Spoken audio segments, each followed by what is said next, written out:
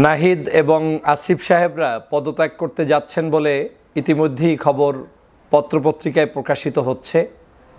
বাংলাদেশের উপদেষ্টা মণ্ডলীর সদস্য হিসেবে তারা শপথ নেওয়ার পর থেকে এই প্রথম কোনো পত্রপত্রিকায় খুব গুরুত্ব সহকারে নিউজটি ছাপা হয়েছে।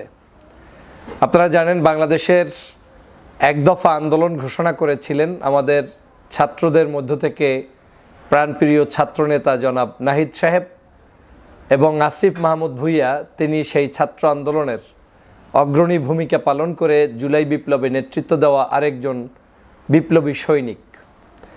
এই দুই সৈনিক নতুন একটি রাজনৈতিক দল, যেই দলটি ছাত্রদের মধ্য থেকে প্রতিষ্ঠিত হবে এ ধরনের বিভিন্ন গুঞ্জন, আলোচনা, ইভেন তাদের পক্ষ থেকেও বিভিন্ন জায়গা থেকে মন্তব্য, বক্তব্য চলে এসেছে। আজকের বাংলাদেশের অন্যতম পত্রিকা আমার দেশ পত্রিকার নিউজ পোর্টালে এটা পাবলিশড হয়েছে এবং এর বাহিরেও বাংলাদেশের অন্যান্য জাতীয় সকল পত্রিকাই নাহিদ আসিফ সাহেবদের পদত্যাগের বিষয়টি গুরুত্ব সহকারে প্রকাশ পেয়েছে। আমার দেশ পত্রিকার নিউজ থেকে তারা স্পষ্ট করেছেন যে ফেব্রুয়ারির 15 তারিখের মধ্যে নতুন করে নাম ঘোষণা হতে পারে রাজনৈতিক একটি দলের, যেটা ছাত্রদের মাধ্যমে প্রতিষ্ঠিত হবে এবং ছাত্ররা যেটার নেতৃত্বে এখন পর্যন্ত বিভিন্ন জায়গায় তাদের মতামত সংগ্রহ করে যাচ্ছেন। সেই সংগঠনটি আত্মপ্রকাশ ঘটবে ফেব্রুয়ারির 15 তারিখের সময়ের মধ্যে হতে পারে বলে ধারণা পোষণ করছেন। পাশাপাশি এই সংগঠনের নেতৃত্ব দিতে সামনের সারিতে তথা সেক্রেটারি জেনারেল কিংবা সাধারণ সম্পাদক কিংবা মহাসচিব যে নামেই বলেন না কেন, এই পার্টির সেই সাধারণ সম্পাদকের পদের দায়িত্ব পালন করতে পারেন বলে মনে হচ্ছে নাহিদ ইসলামকে। দ্যাট মিনস বাংলাদেশে আগামীর নতুন রাজনীতি, ছাত্রদের রাজনীতি, এটা এখন স্পষ্টতই হচ্ছে যে আগামী দিনে ছাত্রদের নেতৃত্বে একটি ঐতিহ্যবাহী সংগঠন আত্মপ্রকাশ করতে যাবে। এই যাওয়াটার দোষের কিছু নয়। বাংলাদেশে বিভিন্ন সময়ে বাংলাদেশের রাজনৈতিক প্রেক্ষাপট বিবেচনা করেই রাজনৈতিক সংগঠনগুলো প্রতিষ্ঠিত হয়েছে। দেশের যুদ্ধকালীন সময়, দেশের স্বাধীনতা পরবর্তী সময়, দেশের 1975 সালের পট পরিবর্তনের সময়, পরবর্তীতে বাংলাদেশের সিপাহী জনতার বিপ্লবের মধ্য দিয়ে বাংলাদেশে যে বহুদলীয় গণতন্ত্র চলে এসেছে সেই সময়, এরকম বিভিন্ন কারণে রাস্তার বাঁকে বাঁকে, সময়ের বাঁকে বাঁকে, পরিস্থিতির বিবেচনায় রাজনৈতিক সংগঠন প্রতিষ্ঠিত হয়েছে বাংলাদেশে। ঠিক তেমনি বাংলাদেশে এখন নতুন রাজনৈতিক সংগঠন এটা আসবেন, এটা প্রত্যাশিত ছিল এবং এটা যে সত্য তা আবার প্রমাণ হচ্ছে এই ফেব্রুয়ারির 15 তারিখের মধ্যে এই সংগঠনটি আসার মধ্য দিয়ে। আমরা এই সংগঠনগুলোর অনেকগুলো পরিস্থিতি বিবেচনায় কেউ ভালো করেন, কেউ খারাপ করেন। যেমন বাংলাদেশের পরিস্থিতি বিবেচনায় শহীদ রাষ্ট্রপতি জিয়াউর রহমান যখন বাংলাদেশের মানুষের নেতৃত্ব দিয়ে রাজনৈতিক সংগঠন প্রতিষ্ঠা করলেন, বাংলাদেশ জাতীয়তাবাদী দলের নেতৃত্ব দিলেন, সেই সময় জনগণের কাছে তার আস্থা এবং বিশ্বাস এবং কর্মপদ্ধতির কারণে এবং আওয়ামী বিরোধিতার কারণে, সেই সময় আওয়ামী লীগের অত্যাচার, জুলুম, নির্যাতনের কারণে মানুষ বেঁচে থাকার মাধ্যম হিসাবে এবং দেশের মানুষকে একটি সুন্দরতম জায়গায় নিয়ে যাবেন সেই হোপের উপর ভিত্তি করে বাংলাদেশ জাতীয়তাবাদী দল কিন্তু খুব ভালোভাবে জনগণের মণিকোঠায় স্থান অর্জন করে নিয়েছেন, জনপ্রিয় হয়েছেন। পরবর্তীতে দেশনেত্রী বেগম খালেদা জিয়ার হাত ধরে, তারপরে বর্তমানে তারুণ্যের অহংকার জনাব তারেক রহমানের হাত ধরে এই দল পরিচালিত হচ্ছে, জনপ্রিয়তায় এখনও বাংলাদেশে শীর্ষে অবস্থান করছে বলে জনগণ মনে করেন। তো স্বভাবতই ছাত্ররা যেহেতু 24-এর নেতৃত্ব দিয়েছে, জুলাই বিপ্লব আমরা নিশ্চয়ই জানি যে ছাত্র সংগ্রামের মধ্য দিয়ে হয়েছে। যদিও এই বিপ্লবে আমরা বাংলাদেশের সকল রাজনৈতিক দলের মতের মানুষরা অংশগ্রহণ করেছে, কোনো সন্দেহ নাই, নির্দ্বিধায় তারা সাপোর্ট করেছে এবং আমরাও চেয়েছিলাম কোনো রাজনৈতিক পরিমণ্ডলে এদেরকে ঢুকিয়ে বাংলাদেশের এই বৃহৎ আন্দোলনকে কলুষিত করা যাবে না। সে কারণে ব্যক্তিগতভাবে আমি মনে করেছিলাম ছাত্ররাই নেতৃত্ব দিক, ছাত্ররা নেতৃত্ব দিয়ে দেশটাকে আগে স্বাধীন করুক, আর তাই হয়েছে। এই নাহিদ ইসলাম, আপনারা নিশ্চয়ই জানেন, শহীদ মিনারে এক দফার ঘোষণা দিয়েছেন, কিন্তু তিনিই বাংলাদেশের ফ্যাসিবাদের কবল থেকে দেশকে রক্ষার জন্য তিনি তার আন্দোলনে নেতৃত্ব দিয়ে বাংলাদেশের মানুষকে এক দফা ঘোষণা দিয়ে শেখ হাসিনার পতন ঘটিয়ে ছেড়েছেন এবং ঘটে গিয়েছে।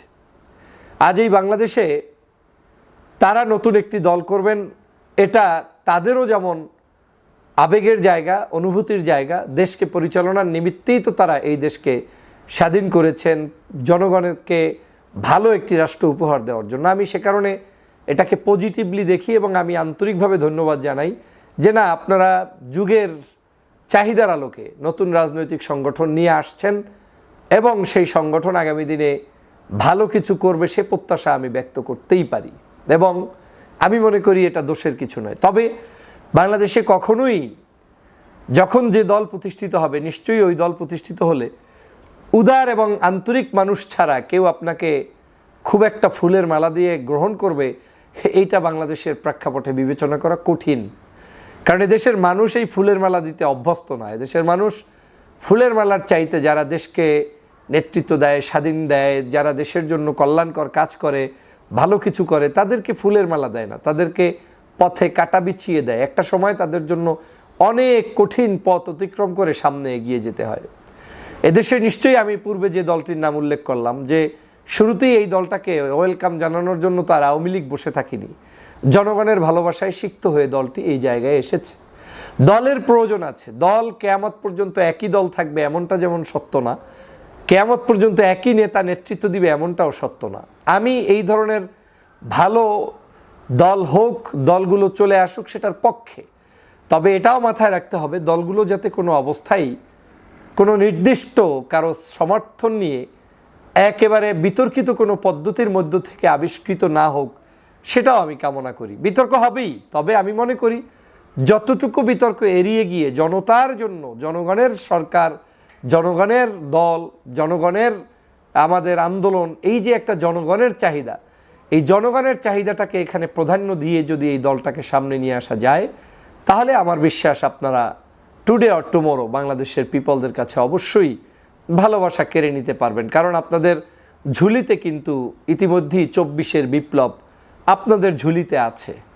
তবে এই ঝুলিতে আমরা বাংলাদেশের বিভিন্ন রাজনৈতিক দলের নেতাকর্মীরা, তারা এই ঝুলির কাজে সহযোগিতা করেছে, তাদেরকে রেসপেক্ট এবং তাদের প্রতি সম্মান রেখে আপনাদের আন্দোলন সংগ্রাম যদি চলমান থাকে, জনগণ এখন অনেক পরিবর্তনে বিশ্বাসী। জনগণ এখন বর্তমান জেনারেশনের যে চাহিদা, যুগ সন্ধিক্ষণের যে চাহিদা, এই চাহিদা যারাই পূরণ করতে পারবে তাদেরকে জনগণ এখন ভালোবাসা দিবে।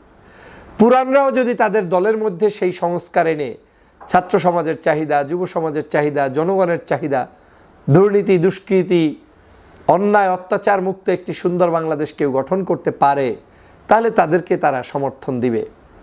আমি তেমনটাই ভাবছি আপনাদেরকে নিয়েও, যে আপনাদেরকে যদি আপনারা সত্যিই ঐক্যবদ্ধভাবে ইউনিক পিপলদেরকে নিয়ে, যোগ্যতা সম্পন্ন মানুষদেরকে নিয়ে, দেশপ্রেমিক মানুষদেরকে নিয়ে দলমতের ঊর্ধ্বে উঠে সমগ্র দেশবাসীকে একটা স্বপ্ন দেখাতে পারেন, যদি স্বার্থের বেড়াজলে আপনারা আটকে না যান, যে আমার কারণ আমি ছাড়া আর কেউ না, এইরকম মানসিকতা যদি আপনাদের ভিতরে না থাকে, যদি উদার, গণতান্ত্রিক এবং জনগণের মূল যে পালস সেটা বুঝতে সক্ষম হন, তাহলে অবশ্যই আপনাদের আন্দোলন এবং রাজনীতিকেও কেউ কোনো দিন ঠেকিয়ে রাখতে পারবে না। মনে রাখবেন, কেউ ঠেকাতে গেলে তারা ঠেকে যাবে, আপনারা উঠে যাবেন, কিন্তু আপনাদের নীতি, নৈতিকতা, আদর্শ এবং আপনাদের ভিতর ভাইয়ের সম্পূর্ণটা জনগণের কাছে ক্লিয়ার থাকতে হবে। আমি অগ্রিম আপনাদেরকে অভিনন্দন জানাই।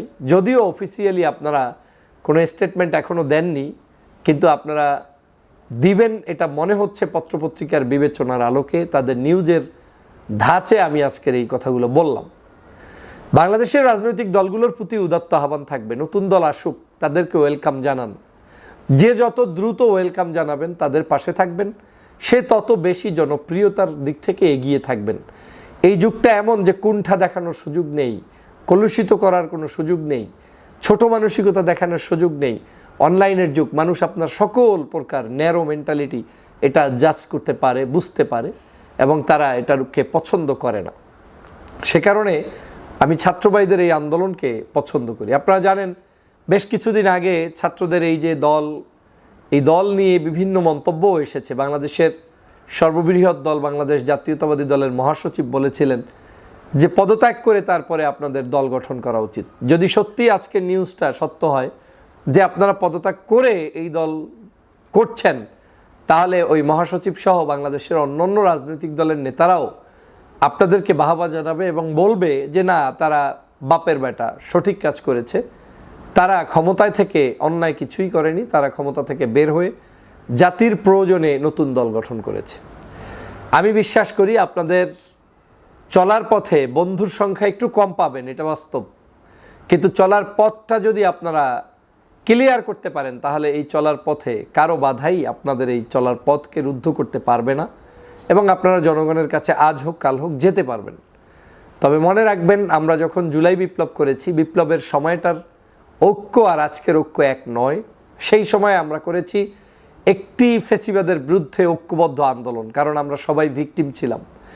আজ তারা নাই বিধায় আমরা নিজেরা নিজেদের মধ্যে অনেক ধরনের অস্বস্তিকর কথাবার্তা বলছি, আলোচনা করছি, নিজেদের মধ্যে বিভিন্ন ধরনের প্রপাগান্ডা চলছে, কথাবার্তা চলছে, দূরত্ব তৈরি হচ্ছে। এটা কিন্তু আমাদের জন্য কাম্য নয়। আগামীর বাংলাদেশও যদি আমাদের নেতৃত্ব দিয়ে সুন্দরভাবে চালাতে হয়, একটা সুন্দর পরিবেশ বিরাজ করা বা একটা সুন্দর রাষ্ট্র ব্যবস্থা কায়েম করার আগ পর্যন্ত আমাদেরকে অবশ্যই আমাদের সবাইকে ঐক্যবদ্ধ থাকতে হবে। ভোটের মাঠে আমরা ভিন্ন থাকব, ব্যালট পেপারে আমরা ভিন্ন থাকব, কিন্তু দেশের প্রয়োজনে, জাতির প্রয়োজনে আওয়ামী লীগের এই তারা যে পালিয়ে গিয়েছে তাদের দোসরদেরকে রুখতে আমাদের সবাইকে ঐক্যবদ্ধ হতে হবে। সেক্ষেত্রে ছাত্র সমাজেরও ভূমিকা পালন করতে হবে। আর আমাদের যারা রাজনৈতিক সংগঠন বিভিন্ন জায়গায় রয়েছেন, আপনাদেরকে বারবার বলেছিলাম যে আমাদের পক্ষ থেকেও ছাত্রদের প্রতি স্নেহসুলভ ভালোবাসা বহিঃপ্রকাশ ঘটানো উচিত। আজও বলছি একই কথা, যারা জুলাই বিপ্লবে নেতৃত্ব দিল তাদেরকে উচিত ছিল সবার আগে সোহরাওয়ার্দী উদ্যানে তাদেরকে সম্মানিত করা, ক্রেস্ট প্রদান করা, তাদেরকে আলাদাভাবে মূল্যায়ন করা। কিন্তু আমরা কতটুকু করতে পেরেছি আমরা জানি না। কিন্তু আমরা এটা না করাটা আমাদের বাংলাদেশের জন্য একটা অশনি সংকেত।